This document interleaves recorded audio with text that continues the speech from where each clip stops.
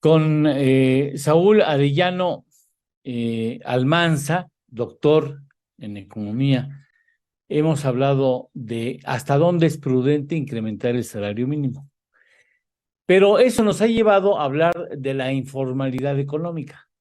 ¿Por qué no hemos podido abatir la informalidad? Y si es la informalidad precisamente el ADN que impide que la economía mexicana crezca a ritmos mayores. Esa es parte de la charla que sostuvimos sobre ese tema con este economista muy destacado.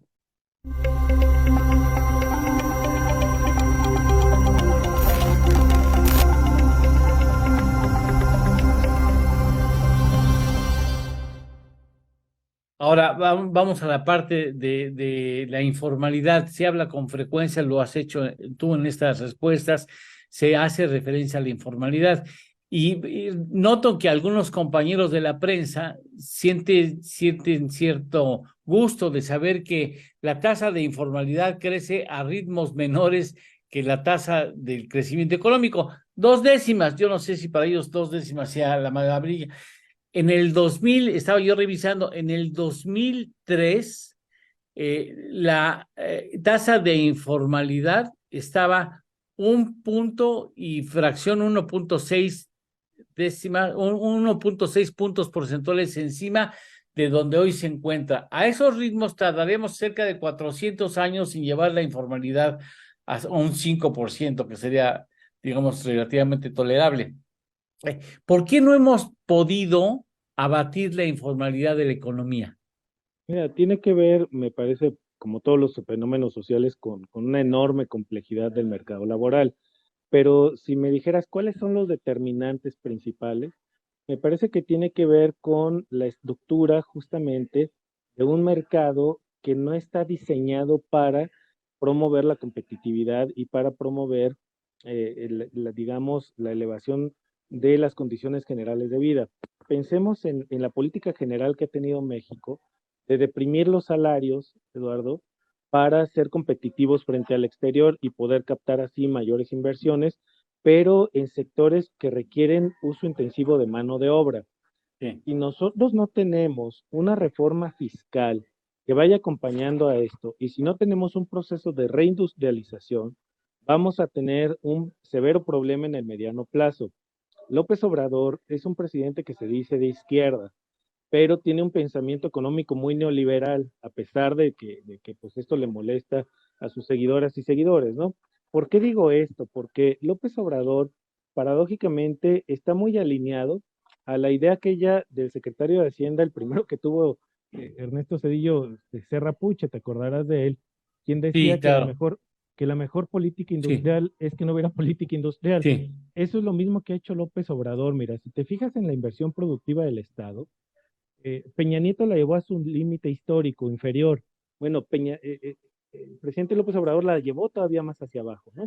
No tenemos inversión productiva del Estado. Con esto no hay manera de impulsar un proceso de crecimiento sostenido que genere empleos lo suficientemente atractivos como para que la población quiera dejar la informalidad para pasarse a la formalidad. Ese es el primer elemento, tener una masa de empleos lo suficientemente robusta que desde la perspectiva de las teorías de las instituciones, por ejemplo, nos llevaría a pensar que te es más costoso estar en la informalidad que en la formalidad. En ese sentido, tendríamos que generar, al menos en los próximos 6 años, la próxima administración tiene el enorme reto de crear 10 millones de empleos, Eduardo. Se dice fácil y se dice rápido, pero tendríamos que crear 10 millones de empleos de calidad. ¿Qué hizo Biden? Bueno, inyectó 100,000 millones de dólares a la economía para reindustrializar a los Estados Unidos con una estrategia de transición energética y con una estrategia de transición hacia el cambio climático. Esas son palabras que son anatema en el lenguaje de López Obrador y en su propio pensamiento, obviamente, ¿no? Si no transitamos hacia allá, no hacemos una valoración de cuáles son las próximas demandas del mercado laboral, vamos a estar en una crisis muy severa. Mira, hay un estudio de la UNESCO bien interesante donde nos habla de que aproximadamente el 40% de las profesiones y oficios que hoy conocemos van a desaparecer en 20 años. 20 años. No estamos hablando hijo. de un periodo muy largo. ¿Por qué? Porque evidentemente el adelanto tecnológico está llevando al cambio de los perfiles profesiográficos. López Obrador apostó por una política educativa sustentada en sus 100 universidades, hablo de la educación superior, estas 100 universidades del bienestar que ni están completas, son algunos salones nomás hay mal hechos, con programas de estudios pues del siglo XIX, enseñando herbolaria, enseñando curandería, o sea, cosas absurdas para la sociedad del siglo XXI que no están acopladas a una visión del desarrollo económico dirigido a la creación de empleo digno y por lo tanto empleo competitivo en México y hacia el exterior. Se ha hablado en muchas ocasiones, Eduardo, de que una de las formas, uno de los grandes retos para una economía como la mexicana, acoplada en el sector exportador a Estados Unidos y Canadá, implicaría el gran reto de reducir el diferencial de salarios que tenemos con aquellas zonas, ¿no? Ujú. Es de 8 a 1 la diferencia que tenemos en este momento, en promedio, ¿no?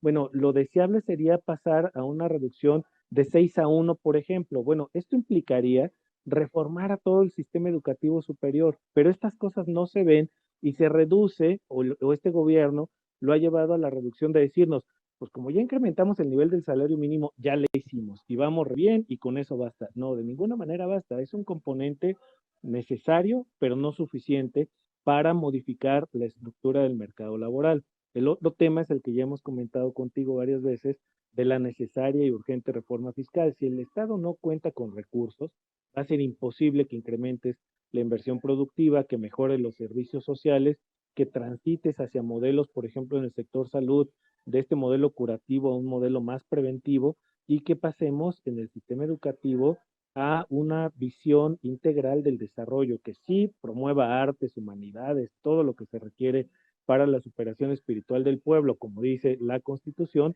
pero también necesitamos gente que pues, sepa hacer cables, que sepa hacer microchips, que sepa desarrollo tecnológico. Obama lo decía de una manera muy clara cuando enfrentó una de las primeras recesiones que enfrentó su gobierno y decía, bueno, se dice que hoy China nos está desplazando, ¿no?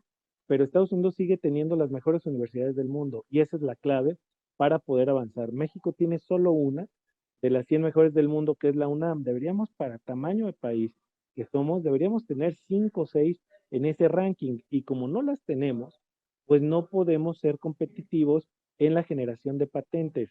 Mira, por ejemplo, los países nórdicos, ¿no? Tú ves Suecia, Finlandia, Noruega. Oye, de esos tres países que son chiquititos en términos de población, representarán si acaso en conjunto 25 o 30 millones de personas, concentran casi el 35% de las patentes globales. Y México no llega ni al 5%.